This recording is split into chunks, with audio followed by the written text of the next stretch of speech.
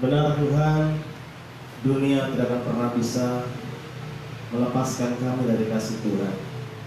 Apapun tantangan, apapun permasalahan yang sedang kami hadapi, kami percaya tidak akan pernah membuat iman kami luntur, karena kami sungguh-sungguh mengasihi Tuhan dalam kehidupan kami.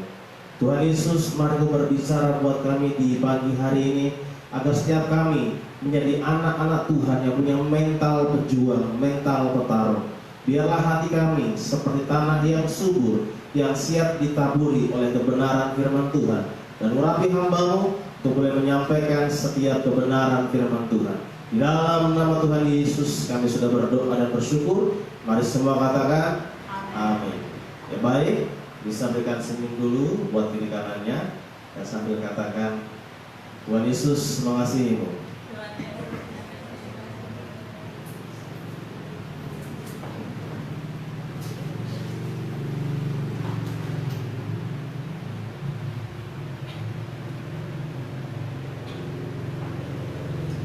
Ya, baik saudara, kita akan melihat firman Tuhan dalam Kejadian pasal 32.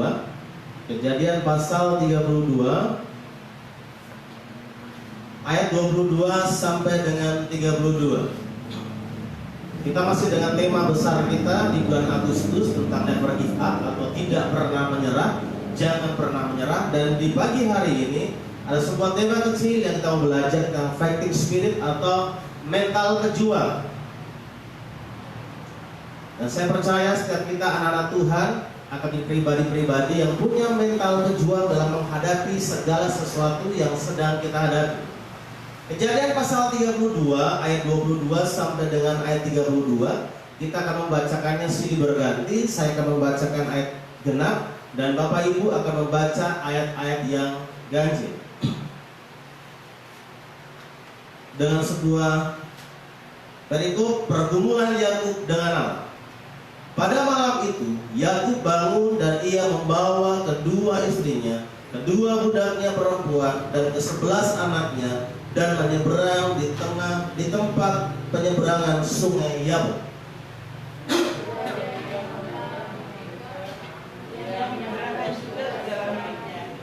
Lalu tinggallah Yakub seorang diri, dan seorang laki-laki bergulat dengan dia sampai fajar menyingsing.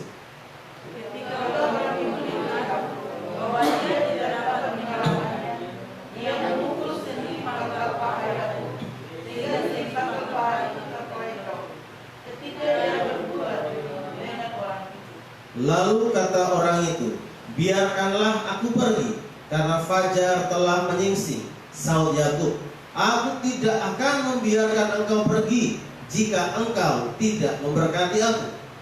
Bertanyalah orang itu kepadanya, siapa namamu? Sahutnya aku Yakub. Lalu kata orang itu, namamu tidak akan disebutkan lagi Yakub, tetapi Israel, sebab engkau telah bergumul melawan Allah dan manusia, dan engkau menang. Bertanyalah Yakub, katakanlah namamu.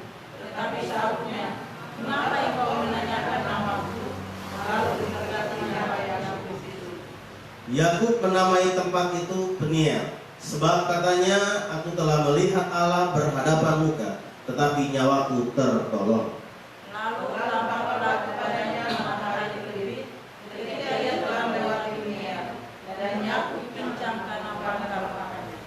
Itulah sebabnya sampai sekarang orang Israel tidak memakan daging yang menutupi sendi pangkal paha, karena dia telah memukul sendi pangkal paha Yakub pada otot pangkal pahanya. Ya saudara, kalau kita melihat cerita ini, cerita yang luar biasa, bagaimana pada waktu itu Yakub bergumul dengan Tuhan. Setelah dia menyeberangkan semua istrinya dan semua budak-budaknya, semua anaknya, semua ternaknya, di mana dia tinggal sendiri, dia bergulat dengan Allah di sana sampai fajar menyingsing. Kemudian Allah ingin meninggalkan dia, tapi dia ngotot supaya minta diberkati. Dan akhirnya saudara, Tuhan memberkati dia di situ. Ini kisah tentang Yakub bergumul dengan Tuhan. Saudara, tema kita adalah fighting spirit atau mental pejuang. Bagaimana Yakub punya mental juang yang luar biasa. ketika dia bergumul dengan Tuhan, dia tidak mau meninggalkan Tuhan atau Tuhan meninggalkan dia sampai dia belum mendapatkan berkat Tuhan itu.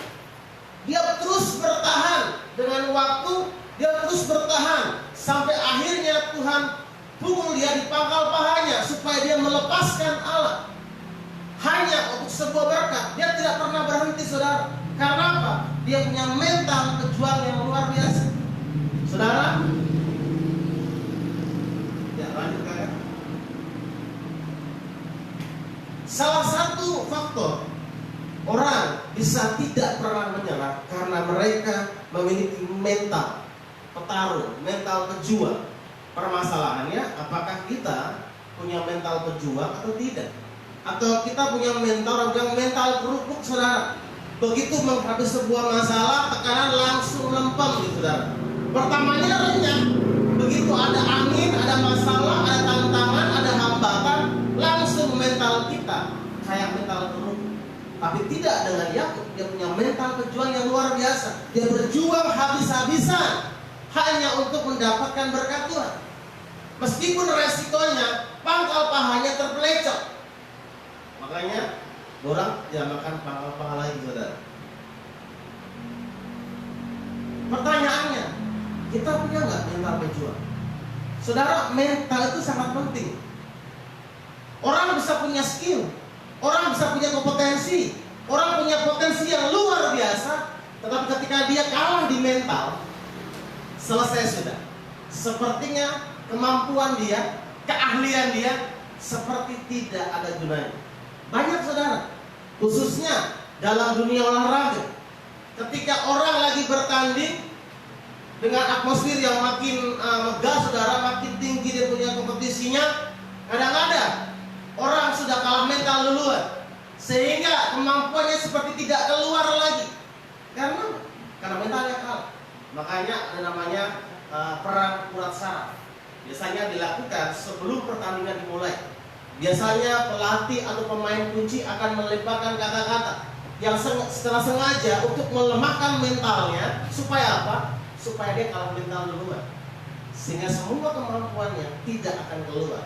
Itulah sebabnya kalau pergi ke Ivar Gunung ada sebuah nilai begini: kalau ragu lebih baik mundur. Kenapa? Kalau sudah punya mentalnya ragu, percuma, saudara, nanti mati sia-sia. Karena bingung mau bikin apa. Untuk itu, saudara, kita mau belajar. Di depan ada sebuah gambar, itu pelari. Nanti kita akan lihat kisahnya bagaimana orang ini juga punya mental pejuang sampai titik darah penghabisan. Ada 3 hal penting yang akan kita pelajari di hari ini yang berhubungan mental pejuang. Yang pertama, saudara, kita baca sama-sama. 1, 2, 3. Mental pejuang harus dibangun dari diri sendiri. Perhatikan ayatnya, ayat yang ke-24, dan perhatikan teks yang berwarna kuning. Kita baca sama-sama. 1, 2, 3. Lalu tinggallah Yakub seorang diri, dan seorang laki-laki bergula dengan dia sampai fajar menyingsing. Saudara, sebelum Yakub bergulat dengan Tuhan, apa yang dia lakukan? Dia mulai menyeberangkan istri-istrinya, menyeberangkan dia punya anak-anaknya, budak-budaknya, semua ternak-ternaknya diseberangkan semua.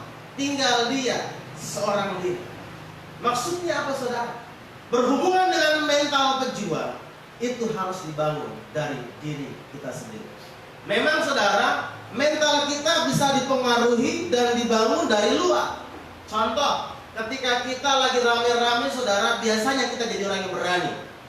Contoh ya, kalau kita perhatikan ada anak-anak muda yang lagi nongkrong-nongkrong, saudara, wih, kalau lagi rame-rame sepertinya jagoan, saudara, sepertinya hebat. Begitu sendiri, kelihatan ini mentalnya bagus kan tidak, langsung dia macam loyo. Kalau kumpul-kumpul ini mantap, berani. Tapi coba sendiri, langsung mentalnya payah, tidak punya mental pejuang. Saudara bisa dibangun sama orang, dipengaruhi sama orang. Kamu harus semangat, kamu harus punya mental pejuang. Jangan pernah menyerah, jangan pernah putus asa. Orang bisa memotivasi kita. Tetapi sekali lagi bahwa keputusan itu ada dalam kehidupan kita. Kita mau tidak punya mental pejuang? Mau tidak kita punya mental yang tidak pernah menyerah? Seperti Yakub. Dia orang yang tidak pernah menyerah, saudara, dalam kehidupan dia. Saudara, perhatikan. Ketika ada 12 pengintai. Coba kakak lanjut.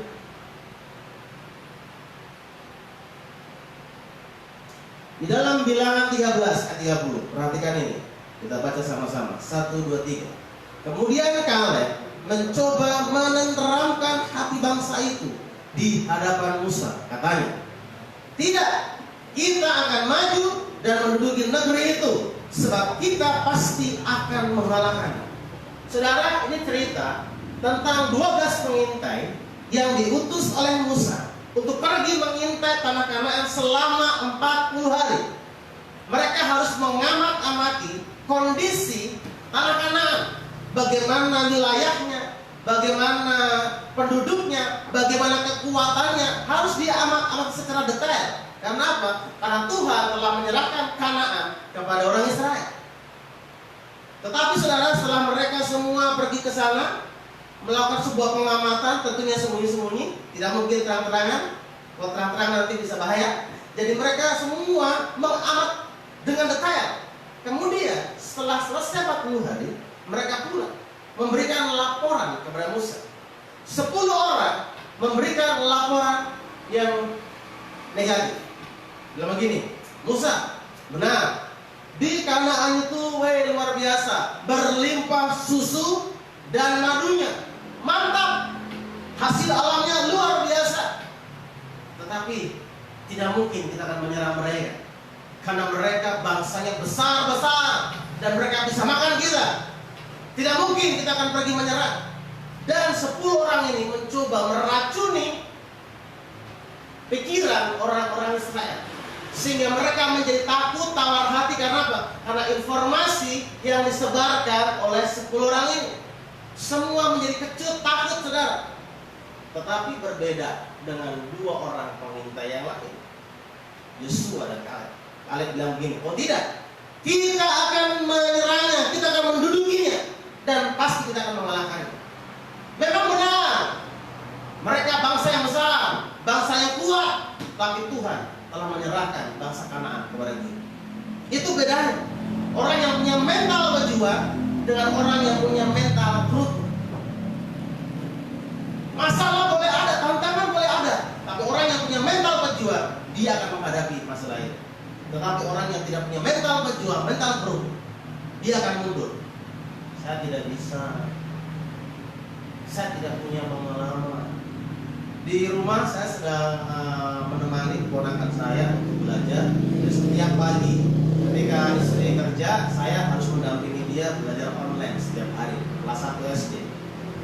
Sering kali ketika saya ajar, dia bilang, saya tidak bisa, saya tidak tahu. Saya bilang, Jian, tidak boleh bilang saya tidak bisa. Karena apa yang kau katakan itu berkuasa. Bilang saya bisa, meskipun faktanya belum bisa.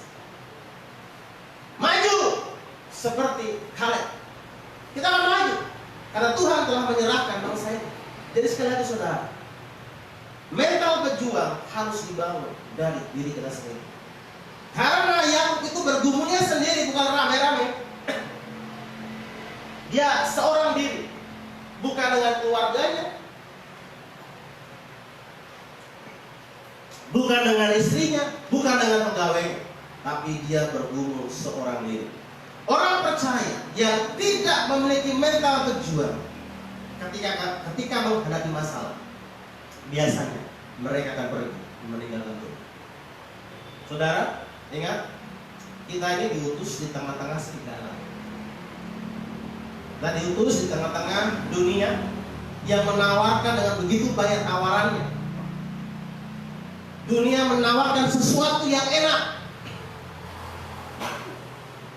Ketika kita tidak mampu memiliki mental berjuang, ketika tawaran-tawaran dunia diberikan kepada kita, maka kita dengan sendirinya akan meninggalkan Tuhan. Karena kita tidak bisa berjuang mempertahankan iman kita. Kita tidak bisa berjuang mempertahankan godaan-godaan itu, saudara. Dan orang Kristen, orang percaya yang tidak punya mental berjuang biasanya tidak kuat untuk bergumul dalam waktu yang lama. Mereka hanya jadi orang-orang yang instan. Maunya kalau berdoa langsung dapat. Begitu amin, langsung Tuhan jawab. Tidak bisa, saudara. Kadang-kadang kita harus melewati proses yang panjang, perlu waktu yang lama. Ingat tentang janda kemarin, dia datang kepada hakim itu berapa waktu lamanya? Berapa waktu lamanya? Tidak dijelaskan. Berapa jam, berapa hari, berapa bulan, berapa tahun. Mampukah orang yang tidak punya mental berjuang bisa bertahan lama? Tentu tidak. Ketika dia sudah bergumul, tidak terjawab, ya saudara, memang mungkin bukan berkat saya. Kayak memang mungkin bukan jodoh saya, ya saudara, pasti enggak. Tapi orang percaya yang punya mental berjuang, dia tahan dengan bandingan, tahan dengan godaan, tahan dengan segala sesuatu yang menghambat dia. Karena itu harus muncul. Makanya orang yang punya mental berjuang, dia punya hubungan yang erat dengan Tuhan. Karena untuk kita bersekutu dengan Tuhan, itu perlu perjuangan, saudara. Bangun pagi, Anda harus berjuang untuk membuat sebuah gaya hidup baru, kebiasaan baru, habit baru. Itu kan perlu perjuangan. Ingat, kita ada dengan pola lama, dengan gaya hidup lama, yang mungkin begitu bangun pagi atau bangun siang kita akan langsung beraktivitas atau kerjakan yang lainnya. Sekarang kita harus mengubah kebiasaan kita. Begitu kita bangun pagi harus bersekutu dengan Tuhan. Di tengah mungkin kita mengantuk, kita capek, itu perjuangan. Tapi orang yang punya mental berjuang, dia akan bisa. Meskipun dia harus apalah. Saya senang, ibu saya pernah sampaikan kalau dia bangun pagi, kalau mau berdoa, untuk menghilangkan rasa kantuk, biasanya mandi dulu. Masing-masing punya pola yang berbeda. Tapi intinya bagaimana kita berjuang untuk mengalahkan kedagingan kita, untuk mempersekutu dengan Tuhan. Apalagi ketika kita mungkin di pagi hari sampai sore, sampai malam kita punya waktu yang begitu padat, capek. Nah, di sini lah biasanya kita sering berargumen dengan Tuhan. Tuhan kan mengerti saya sudah capek sekarang. Besok sudah saya berdoa. Saudara, kalau kamu punya mental berjuang, kamu akan berjuang untuk membangun hubungan dengan Tuhan. Dan sekali lagi bahwa mental berjuang harus dibangun dari diri sendiri. Orang lain itu hanya bisa menolak. Keputusan untuk kita mau berjuang itu tergantung dari diri kita sendiri. Amin. Bilang ke sebelah, bangun mental berjuang. Hal yang kedua yang berhubungan dengan mental berjuang, ya, kita akan baca bersama-sama 1, 2, 3. Mental berjuang tumbuh melewati proses. Mental berjuang itu tumbuh melewati suatu proses. Tidak langsung tiba-tiba jadi mental berjuang, tidak, saudara. Ada prosesnya. Perhatikan ayat 24 bagian yang terakhir. Lalu tinggallah Yakub seorang diri, dan seorang laki-laki bergulat dengan dia sampai fajar menyingsing. Maksudnya apa? Ada proses dari Yakub bergumul. Tidak dia datang kepada Tuhan langsung jadi bim salah bim, langsung apa yang dia minta jadi. Tidak. Perlu proses yang panjang. Kadang-kadang karena pengaruh semua serba instan, saudara, mie instan. Makanan juga cepat saji. Pergi ke KFC semua sudah jadi. Akhirnya membentuk kita menjadi orang yang suka instan. Berdoa pun juga maunya instan. Berdoa hari ini mau terjawab hari ini. Usaha hari ini maunya langsung berhasil. Tidak mau lewati proses. Orang mungkin harusnya menderita dulu dalam usahanya, bangun usahanya sampai dia berhasil. Mau bangun usaha langsung mau menikmati hasilnya, tidak bisa. Harus proses. Orang tanam padi saja proses. Bahkan tanaman yang cepat saja, macam kecambah, juga proses. Meskipun prosesnya berbeda-beda, tapi tidak langsung jadi. Yang langsung jadi itu hanya sulap dan film kartun. Kayak Doraemon punya art saudara. Butuh apa? Buka kantong jahitnya, langsung bikin apa? Jadi. Bukan seperti itu. Kehidupan nyata kita harus melewati proses. Yakub pun juga lewati proses. Dan itu akan membentuk kebiasaan kita. Saudara perhatikan bagaimana Yakub melewati proses untuk membentuk habit, kebiasaan mental penjualnya. Ketika dia mau mendapatkan Rahel, orang yang dicintainya, saudara, kira-kira apakah langsung dapat? Dia bilang sama Laban, bilang tuh kerja terus sama saya. Itu tuh 7 tahun kerja sama Laban. Setelah dia kerja, di malam pertama apa yang terjadi? Yang dikasih bukan Rahel, tapi Lea. Akhirnya dia harus kerja lagi. Saudara, kalau dia tidak meminta pejuang, dia bilang gini, ya sudahlah, Rahel tak dapat, Lea pun dapat, berapa apa? Tidak ada akar, rotan pun jadi. Tapi kalau orang punya mental pejuang, dia akan cari yang namanya akar. Terus sampai dia dapat. Yang tertawa banyak pengalaman, saudara. Itu proses panjang buat si Yakub untuk mendapatkan Rahel. Dia harus berjuang, ditipu sama Laban. Dia terus berjuang, tidak pernah mundur, hanya untuk mendapatkan cintanya dia, orang yang dia kasih, yaitu Rahel. Kalau tidak, tetap dia kasih tinggal. Itu baru yang pertama. Kemudian ketika dia mengambil keputusan dengan Rahel dan seluruh keluarganya akan meninggalkan Laban untuk hidup sendiri, dia pun juga berhadapan dengan Laban untuk mendapatkan ternak-ternak. Dia harus berjuang lagi, hanya untuk mendapatkan ternak. Artinya apa? Itu proses, dilatih. Dan biasanya, saudara, mental pejuang dilatih dari hal kecil dulu. Waktu saya pertama kali menyampaikan firman Tuhan, itu tidak langsung di ibadah hari Minggu. Biasa kalau kami dulu dilatih dari bawah dulu, di komsel dulu, latihan di komsel. Karena beda, saudara, ngomong di depan orang dengan ngomong sendiri itu beda. Bahkan kita ngomong dengan audiens yang berbeda, itu beda juga bobotnya, beda juga tekanannya. Jadi kami dilatih dari hal yang paling kecil dulu. Pertama kali saya harus mengajar di sekolah minggu dulu, latihan dulu. Di sekolah minggu itu mentalnya teruji begini. Ketika kita menyampaikan firman Tuhan, ada yang lari, ada yang sana. Bagaimana caranya supaya fokusmu tidak terganggu? Gitu. Kalau begini kan semua sopan-sopan, semua baik-baik, tidak ada yang lari, saudara. Kalau selama minggu baru ngajar, kakak mau ke kamar mandi dulu. Kakak ini ganggu saya. Oh ya, ada saja yang bikin gerakan tambahan, saudara. Itu kalau kita tidak terbiasa, semua materi blank, tiba-tiba hilang semua, saudara. Karena apa? Karena ada godaan. Jadi dilatih dulu.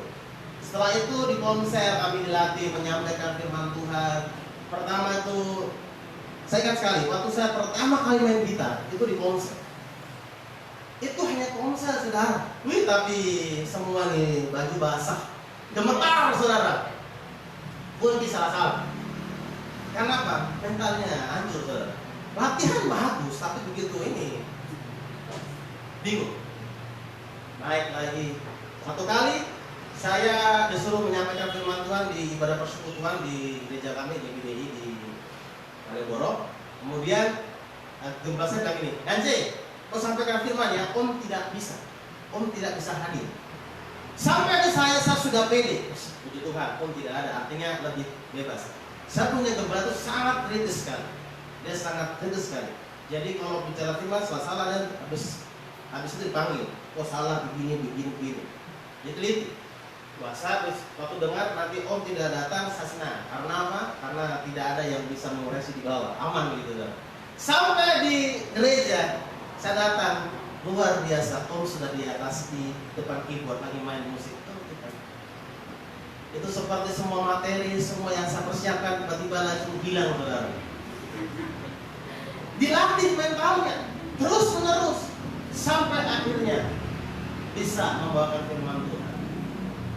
Dialetnya saja, kalau orang mau khotbah hari Minggu, untuk para pengerja, dilatih di ibadah sore dulu.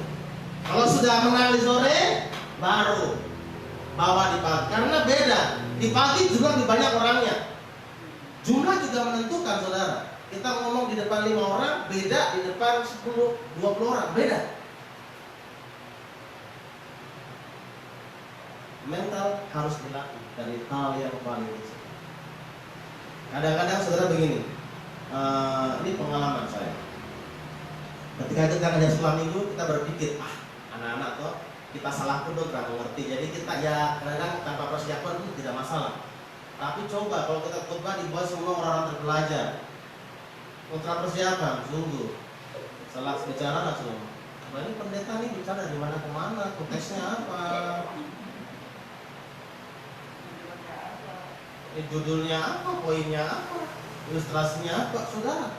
Mungkin mereka diam, tapi di situ berpikir, saudara. Saya yakin, ketika saya sampaikan firman, memang saudara dia, tapi di sini tuh lagi mengolah. Ini yang disampaikan Bapak kita nih, betul atau tidak? Makanya saudara, mental kita harus dilatih. Orang yang pertama kali main bola tidak mungkin langsung di event besar, dari kecil dulu. Kalau tidak, tetap mental perlu. Makanya saudara, Yakub melewati proses untuk membentuk mental. Jadi kalau sekarang saudara lagi dilatih di hal-hal kecil, syukuri. Itu adalah sebuah proses membentuk mental saudara. Ketika kadang-kadang saudara yang tidak bisa ditarik kepada sesuatu yang harus bisa, belajar saja. Mungkin situ hancur, kenapa? Yang penting dilatih. Sampai akhirnya kita mau dimanapun, kapanpun, siapapun yang dibawa, tidak masalah. Karena apa? Karena kita sudah terlatih. Amin. Bilang ke sekolah. Makanya setia dengan proses.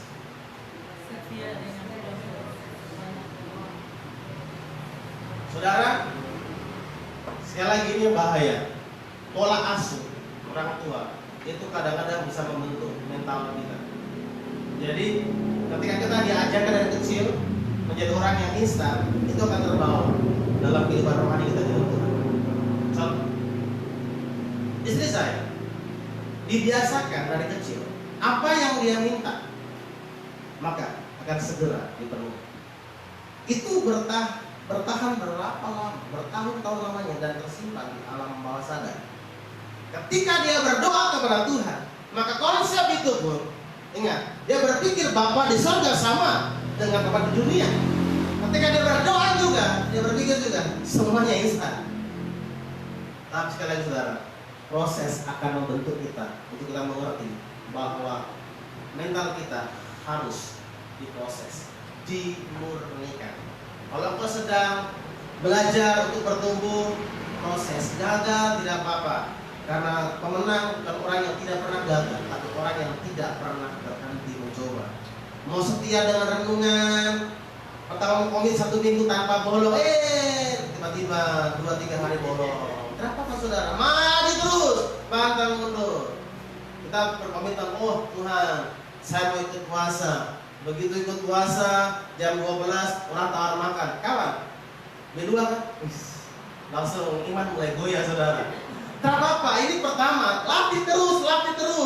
Kalau bikin usaha saudara lagi gagal, atau mungkin kita lihat kok tidak ada perkembangannya, jangan pernah menyerah. Karena itu semua adalah proses, tidak ada sesuatu yang instan. Mental juga harus dalam proses. Amin. Itu hal yang kedua. Hal yang ketiga,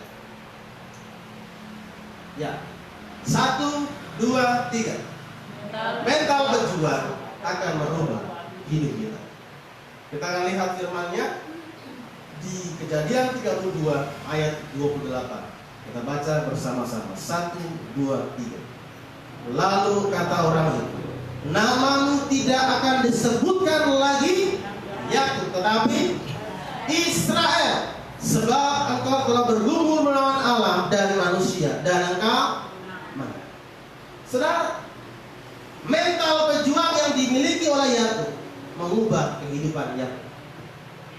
Yakub sebelumnya adalah seorang penipu. Bahkan untuk mendapatkan hak kesulungannya pun dia menipu. dan dia bertumbuh dengan sikap ini.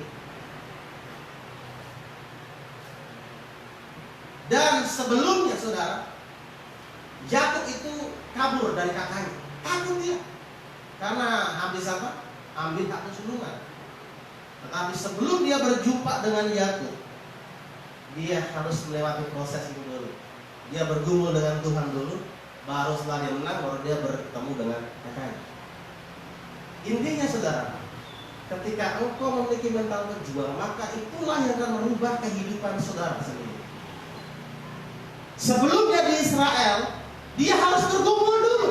Dia punya mental pejuang dulu. Dia minta supaya Tuhan berkati dia.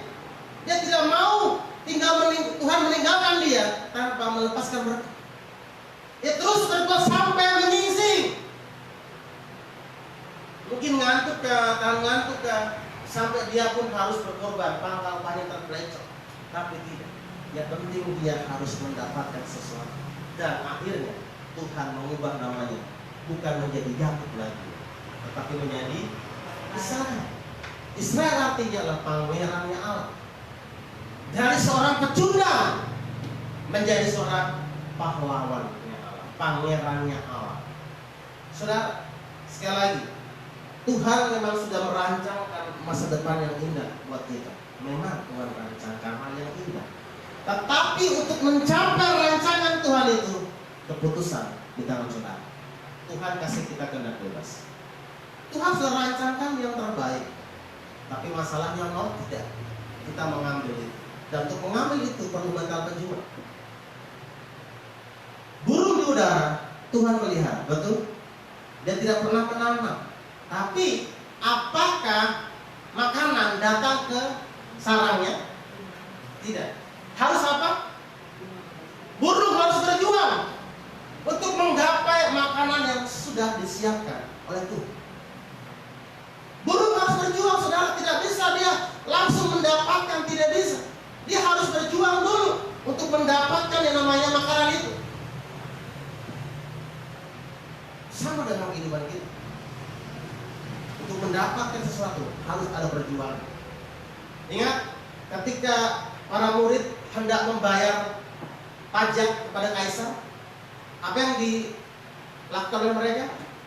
Tuhan bilang, pergilah ke danau, gua akan mancing di sana, dapat ikan, buka mulutnya, dapat duit, bayar kepada kaisar. Berkat sudah ada, betul? Di danau. Tapi masalahnya, apakah dari danau tiba-tiba ikan terbang sampai di tangan para murid? Kan tidak. Bisa loh Tuhan bilang, oke, butuh berapa? Sekian juta. Tinggal Tuhan kasih buka kantong, langsung keluar, bisa. Kalau dia lama langsung. Tapi Tuhan bilang tidak. Kau pergi ke danau dulu, kau pancing dulu, baru kau buka. Saudara, mancing itu berapa lama? Sangat lama. Di Alkitab ada waktunya untuk ditulis berapa lama orang mancing? Tidak. Bisa 1 jam? Bisa. Bisa 5 jam? Bisa. Itu tafsiran ya saudara, karena memang tidak ada waktunya di situ. Tapi intinya adalah bagaimana mereka harus berjuang dulu. Pergi mancing sana. Sabar tunggu ikan. Habis itu tarik pancing. Beli pancing mungkin juga, atau mungkin pinjam, tidak tahu juga, yang penting ada usaha. Makanya bilang firman Tuhan, kalau kau telah bekerja, jangan kasih dia makan. Harus ada perjuangan saudara. Dan untuk berjuang artinya mental berjuang, jangan harap gampang dengan hidup ini. Semua berjuang. Saudara, sekarang ini semua lagi berjuang. Orang kerja juga berjuang, saling berlomba-lomba untuk menjadi yang terbaik. Dan saudara juga mesti berjuang. Bahkan di dalam kehidupan juga, rohani juga, kita mesti berjuang. Perjuanganmu dengan Tuhan, untuk dekat dengan Tuhan, untuk intim dengan Tuhan, akan mengubah hidup ini. Tapi kalau mau tinggal-tinggal begitu saja itu tidak apa-apa. Kalau hanya puas di hari Minggu dengan khotbah, ya tidak apa-apa. Tapi kalau kau selepas hari Minggu, kau terus mencari makanan tambahan, kau baca Alkitab, itu perjuangan. Engkau menyembah Tuhan 1 jam, itu perjuangan. Engkau pergi ke komsel, itu perjuangan. Tetapi saudara, perjuangan itu tidak akan pernah merugikan hidup kita. Justru perjuangan itu akan mengubahkan hidup kita. Kita akan menikmati berkat Tuhan dan setiap perjuangan yang telah kita lakukan. Untuk itu saudara, saya percaya setiap kita di hari ini akan jadi Yakub yang punya mental perjuangan. Dan saya percaya Tuhan sudah siapkan berkat di hadapan kita. Tinggal kita mau tidak berjuang untuk mengambilnya. Maukah tidak kita berjuang bergumul untuk bisa bersekutu dengan Tuhan meskipun ngantuk, lelah. Mental berjuang akan mengubah hidup. Kita akan menyerah. Kita akan menyerah pada apapun juga. Sebelum ku coba semua yang ku bisa, tetapi ku berserah kepada kehendak. Hatiku percaya Tuhan punya rencana. Ku takkan menyerah pada apapun juga. Sebelum ku coba semua yang ku bisa, tetapi ku berserah kepada kehendak. Hatiku percaya Tuhan punya rencana. Hatiku percaya Tuhan punya rencana. Terima kasih Tuhan Yesus buat siang hari ini. Saudara, saya diingatkan, saya tadi lupa satu bagian penting. Ada sebuah video yang akan saya putarkan buat saudara di siang hari ini tentang bagaimana setiap kita harus punya mental berjuang. Tadi di awal saya sampaikan ada satu gambar tentang orang yang sedang berlari. Dan kita akan melihat videonya bagaimana dia orang yang tidak pernah berhenti untuk mencoba. Dia adalah Derek Raymond, saudara. Dia pelari. Ini Olimpiade tahun 92.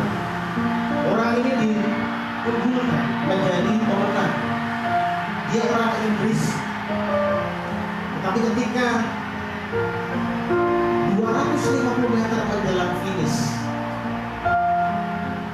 ada otot hamstringnya yang putus, saudara, atau rusak, saudara, sehingga dia terpincang-pincang. Tapi dia mencoba memaksa untuk terus berlari. Dan dia ingat pesan papanya, kamu harus berjuang sampai di finish. Kemudian dia meninggalkan medis, dia mencoba melari, terus lari untuk berjuang sampai di finish. Meskipun masih cukup panjang, 250 meter lagi, tapi dia tidak pernah mau berhenti. Dengan kaki yang terpincang-pincang, tiba-tiba saudara dari belakang ayahnya menghampiri dia dan berkata, "Nah, kamu tidak harus melakukannya, cukup sampai di sini." Dan dia berkata, "Tidak, Bapak, saya akan terus sampai di garis finish."